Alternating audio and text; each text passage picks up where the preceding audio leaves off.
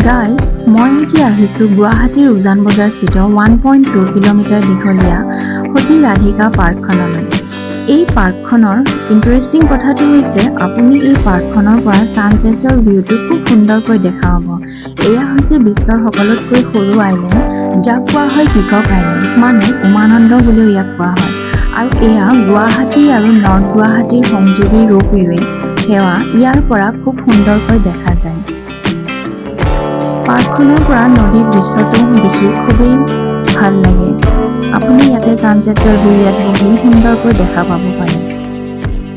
পাৰ্কখনলৈ আমি আগুৱাই গৈ দেখিলোঁ গোটেই দিনটো সংগ্ৰাম কৰি থকা এজন মানুহ। তেওঁ গোটেই দিনৰ পৰা ৰাতিলৈকে এনেকৈ একেথৰে থিয় হৈ থাকে 2 পইচা উপাৰ্জনৰ কাৰণে।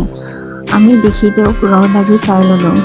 মই আৰু মোৰ লগতে সকলো মানুহে তেওঁক এনেকৈ একেথৰে চাই আছে। চাওকচোন তেওঁ কিদৰে একেথৰে ষ্টেচুমেন হৈ থিয় হৈ আছে।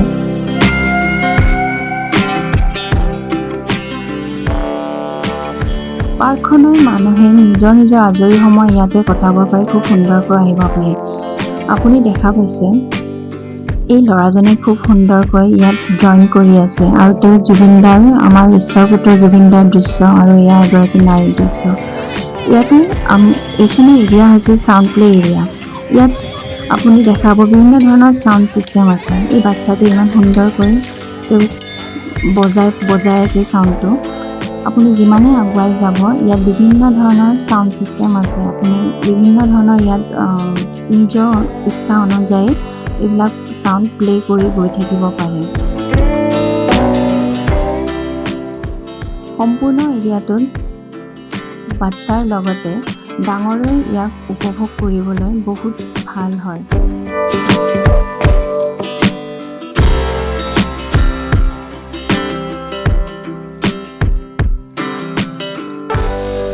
এইখন হৈছে ফাৰ্গাৰেন্স গাৰ্ডেন।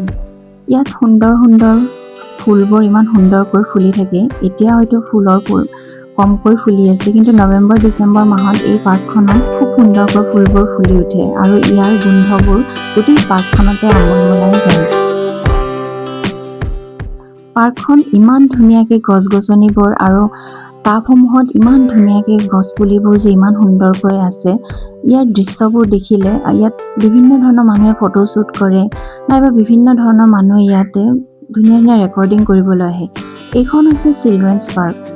ইয়াত চিলড্ৰেনছবিলাকৰ কাৰণে বৰ সুন্দৰ সুন্দৰকৈ বিভিন্ন ধৰণৰ খেলা সামগ্ৰী আছে। ইয়াত বিভিন্ন ধৰণৰ শ্লাইডছ, চিছ, এইবিলাক বিভিন্ন ধৰণৰ খেলাৰ সামগ্ৰী আছে। বাচ্ছাবিলাকে ইয়াতে আহি খুব আনন্দ উপভোগ কৰে। সিহঁতে বহুত এনজয় কৰিব পাৰে ইয়াতে আহিলে। এতিয়াতো জুলাই মাহ আহি গ'ল, ছামাৰ ভেকেশ্যনত সকলো ল'ৰা ছোৱালীবোৰ ইয়াত খেলিব আহিব পাৰে। বিভিন্ন ধৰণৰ জোলনাই হওক, বিভিন্ন ধৰণৰ সামগ্ৰী, খেলা ধূলা সামগ্ৰী আপুনি ইয়াতে দেখিবলৈ পাব।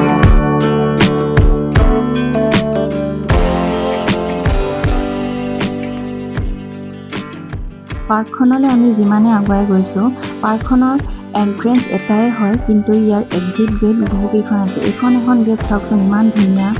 ইয়াতে ঢোল পেপাৰ ঠেঙেৰে বনাইছে গেটখন।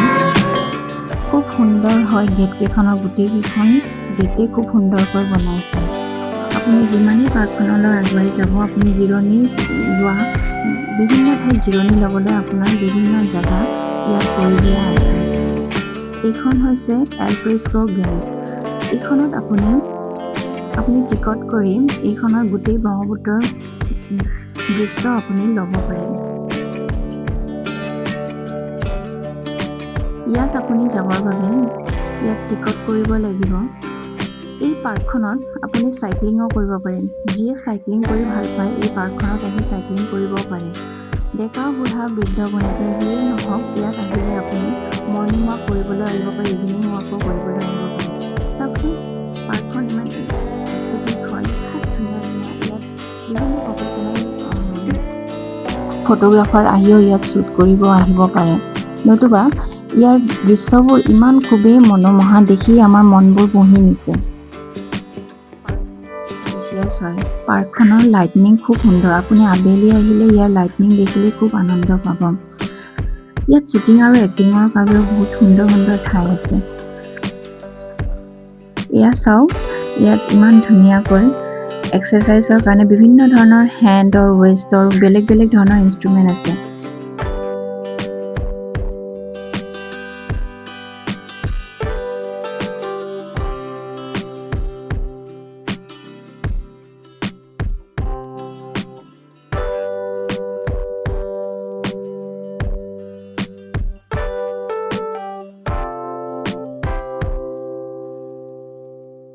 আপোনালোকে আহিলে ইয়াত ফেমিলি টাইম স্পেণ্ড কৰিব পাৰিব বা বন্ধুবৰ্গৰ লগত আহিলেও বহু এনজয় কৰিব পাৰিব।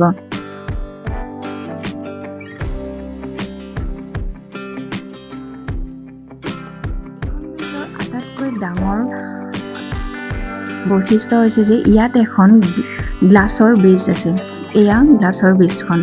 ইয়াত মানুহে নিজৰ চেণ্ডেলযোৰ খুলি ইয়াতে ধুনীয়াকৈ ব্ৰিজখনত যাব পাৰে। আপুনি যেতিয়া গ্লাছৰ ব্ৰিজখনত উঠিব তাৰ পৰা আপুনি পানীবিলাক খুব ধুনীয়াকৈ দেখা পাব। গ্লাছৰ ব্ৰিজখনত মানুহখিনিয়ে আহি খুব ভিৰ কৰে।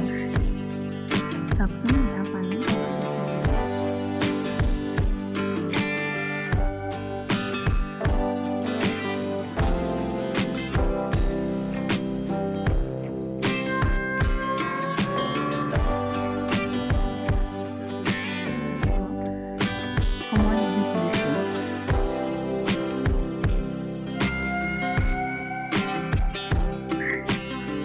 ব্ৰহ্মপুত্ৰ নদীৰ প্ৰাকৃতিক দৃশ্য আৰু নদীৰ মনোমোহা ভিউ আপুনি এনেকৈ ইয়াৰে ষ্টেয়াৰকেছসমূহত বহি চাব পাৰে।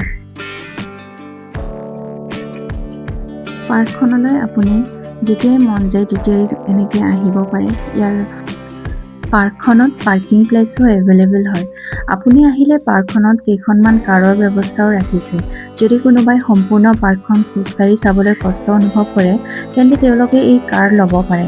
পাৰ্কখনত সুন্দৰকৈ ৱাছৰুম আৰু কেণ্টিনৰ ব্যৱস্থাও আছে। যদি মোৰ ভিডিঅ'টো চাই আপোনালোকে ভাল পাইছে তেনেহ'লে লাইক আৰু ছাবস্ক্ৰাইব কৰিবলৈ নাপাহৰিব। আপোনালোকে ইয়াতে ফেমিলি টাইম স্পেণ্ড কৰিবলৈ নতুবা নিজৰ বন্ধুবৰ্গৰ লগত কোৱালিটি টাইম স্পেণ্ড কৰিব পাৰিব।